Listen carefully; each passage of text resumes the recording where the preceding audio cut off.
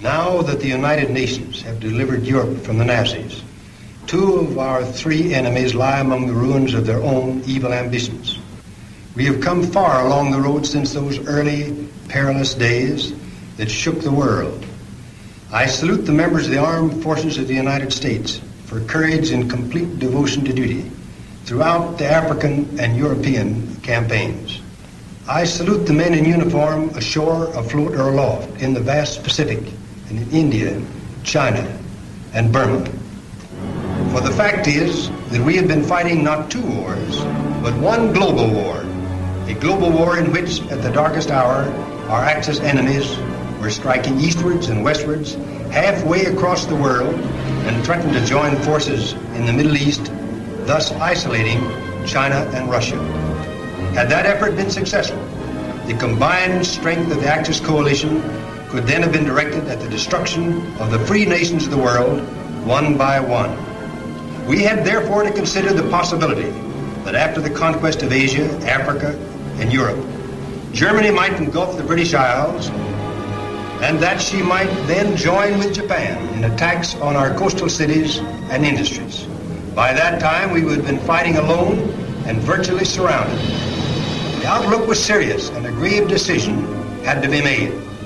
Therefore, our strategy was, first, to prevent at all costs the junction of Germany and Japan, and second, to crush them one at a time.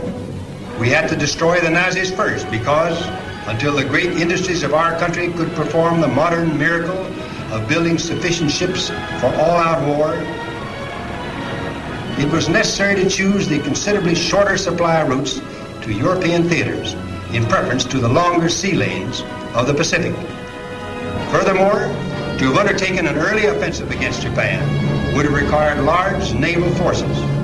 The treacherous attack on Pearl Harbor had so damaged our fleet as to render us unable to assume that offensive. The naval building program would need at least 2 years to complete. We simply couldn't wait that long. In Europe, we had hard-fighting allies already at grips with the enemy.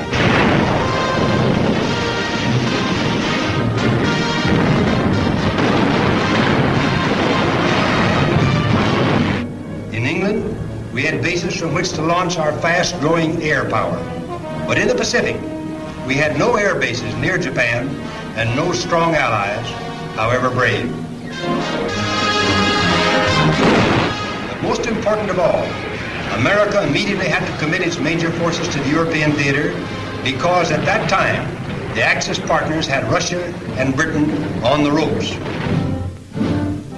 If we had concentrated on Japan and defeated it, we then might have been confronted with a Germany that either had defeated Russia and Britain or, at the very least, had become so strong as to be almost impregnable to our delayed attack. Particularly if the enemy had gained possession of the British and French fleets, we then would have faced long years of constant wars. Thus, we made the choice: hold in the Pacific, attack in Europe. First, we would attack Germany from the air.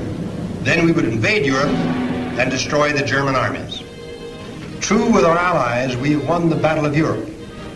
But without the heroism and sacrifice of our Pacific naval, air, and ground forces, under splendid leadership, the success that now shines upon our banners in Europe would not have been possible. Our Pacific troops fought and held back a savage foe so that we might concentrate the full fury of our offensive power against Nazi Germany. And then as we gathered strength in the Pacific, they have closed in on the enemy, destroying his ships and planes in preparation for the final kill.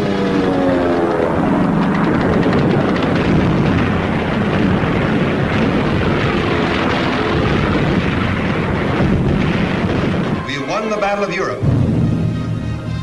But the war, the global war, will not be won until we have exterminated Japanese military power. The Japanese of Pearl Harbor, of Bataan,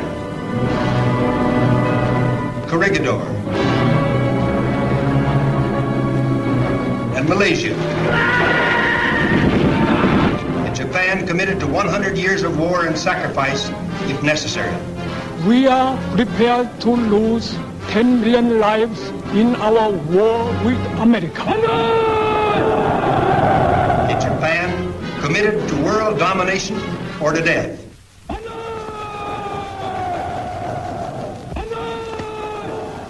A Japan whose home front is fanatically united behind the enemy's war effort.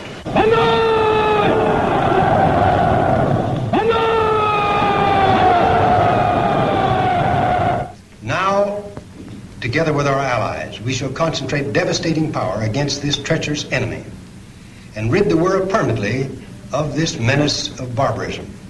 We can do this if every American, in or out of uniform, keeps in heart and mind the plain fact that we will not have won this war, nor can we enjoy any peace until Japan is completely crushed. 2 down and 1 to go.